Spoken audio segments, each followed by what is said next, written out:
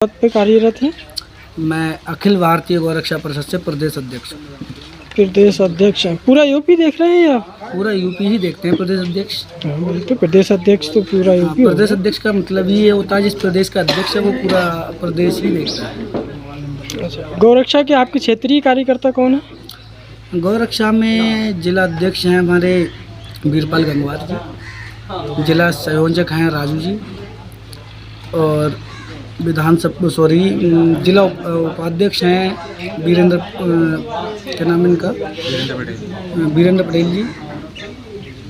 और विकासखंड शेरगढ़ से कौन कार्यकर्ता है? विकासखंड शेरगढ़ से कई कार्यकर्ता हैं, जैसे कि तेजेंद्र गंगवार हैं, वो विधानसभा अध्यक्ष ब्लॉक अध्यक्ष हैं वहाँ के। वो क्या देख रहे हैं गौरक्षा के संबंध में? गौरक्षा में कहीं अगर कोई गाय या बछड़ा जख्मी है तो उनके लिए तत्काल सरकारी डॉक्टरों को फ़ोन करना, उनसे उनका उपचार करवाना, और अगर कहीं किसी भी गाय जख्मी घूम रही है और डॉक्टर नहीं आ रहे हैं तो वो हमें बताते हैं, तो फिर हम सीबीओ साहब के लिए फ़ोन करते हैं, वो तत्काल डॉक्टर को भेजते हैं और मदद करते हैं। अभी हम रोड से आ रहे थे, गाय एक रोड पे घूमती दिख रही थी, उस संबंध में क्या कहेंगे?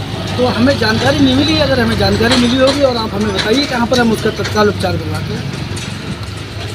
गहलुइया में एक सांड कुएं में गिर गया था, उस संबंध में आपके कार्यकर्ताओं ने क्या कार्य किया? नहीं मिली ना। क्षेत्रीय कार्यकर्ता को तो पता होना चाहिए। नहीं, क्षेत्रीय कार्यकर्ता को घर पे कोई ऐसा तो नहीं है कि वो घर पे उनके लिए सपने आ रहे हैं कि कहाँ कोई जख्मी है, कहाँ क्षेत्रीय लोग सूचना देते हैं कि भैया हमारे यहाँ सांड गिर गया है या गाय गिर गई है, गाय जख्मी है, तो हमारा कार्यकर्ता जाएगा। गहलुइया में एक गाय तार से कट के मर गई थी। हाँ, उसका मुझे संज्ञान में है। उसमें तुरंत पुलिस भी पहुंची थी और उसमें पशु चिकित्सा के जो शेरगढ़ के डॉक्टर हैं वो पहुंचे थे, तो उसमें उन्होंने उसकी रिपोर्ट भेजी थी जिसमें वो बताया गया था कि वो तार से मरी है। उसका विधि विधान से उसका अंत्येष्टि कराया गया था। उस पर क्या कोई कार्रवाई हुई?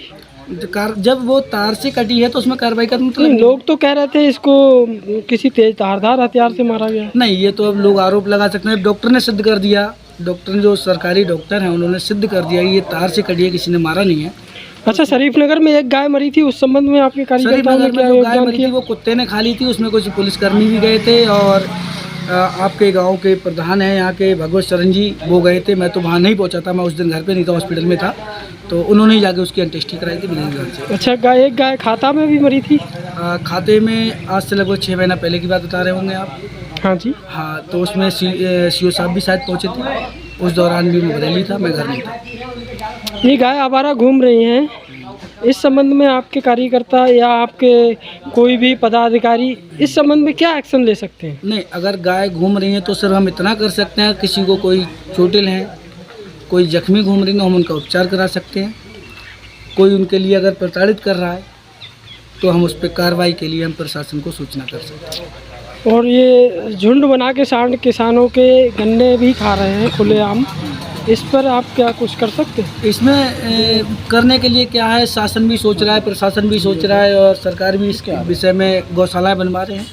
बहुत जल्द ही शायद सरकार इस पर कार्य कर रही है। मुझे लगता है कि जो क्षेत्रीय सांड घूम रहे हैं ये जल्दी ही गौशालाओं में भिजवाए जाएंगे। दूसरी बात ये कमी किसान भाइयों की हमारी थोड़ी सी इतनी है कि अगर वह जो बछड़े अगर घर पे जन्म लेते हैं तो अगर वो उनको छुट्टा ना छोड़ें तो सांड बन के कभी किसी के खेत में ना जाए। थोड़ा सा किसान भाइयों को हमारे ये समझना चाहिए, वह सरकार के साथ सहभागी बने और सरकार की मदद करें, उन बछड़ों को पालें या फिर उनके लिए गौशाला पहुँचे। हमने सुना है सरकार ने गौशालाओं के लिए काफ़ी योगदान किया है, लेकिन गौशालाओं में चारे की कोई व्यवस्था नहीं है। नहीं, अब चारे की व्यवस्थाएं तो हैं अब, लेकिन अब इसमें ये ज़मीनी स्तर से देखा जाए तो शायद कुछ हो सकता है, लेकिन मुझे लगता है कि सरकार कोई कमी नहीं कर रही है। नहीं, सरकार तो योगदान दे रही है, गाय हो या गौशाला में जो भी पशु है उसके लिए बहुत सारा योगदान पैसा दे रही है, लेकिन वहाँ कोई व्यवस्था ही नहीं है। व्यवस्था ये केयर टेकरों की जिम्मेदारियाँ हैं। अगर केयर टेकर कहीं कमी करते हैं तो ये उनकी जिम्मेदारी है।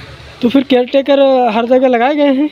हाँ, हर गौशाला में केयर टेकर होते हैं। कितने केयर टेकर लगाए जाते हैं गौशाला में? तो जो भी केयर टेकर तो एक ही होता है, बाकी उनके जो सहयोग में लगाए जाते हैं कर्मचारी, वो उनके भूसा डालने के लिए, चारा डालने के लिए, पानी पिलाने के लिए, नहलाने के लिए काफ़ी सारे वर्कर रहते हैं वहाँ पे।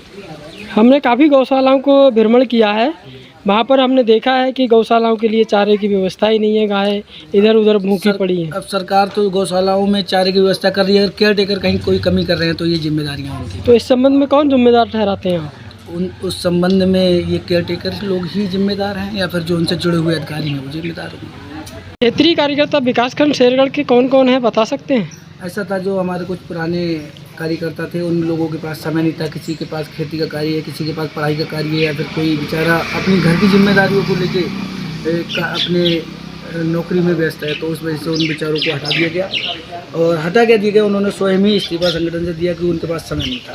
तो नए कार्यकर्ताओं को आज जिम्मेदारी दी गई है और वो 1 महीने के अंदर अंदर पूरे क्षेत्र में भ्रमण करेंगे। कहीं कोई अगर जख्मी गाय है तो उसका उपचार कराएंगे, कहीं अगर गौशालाओं में भूसे की व्यवस्था नहीं है तो उसके लिए अधिकारी शिकायत की जाएगी।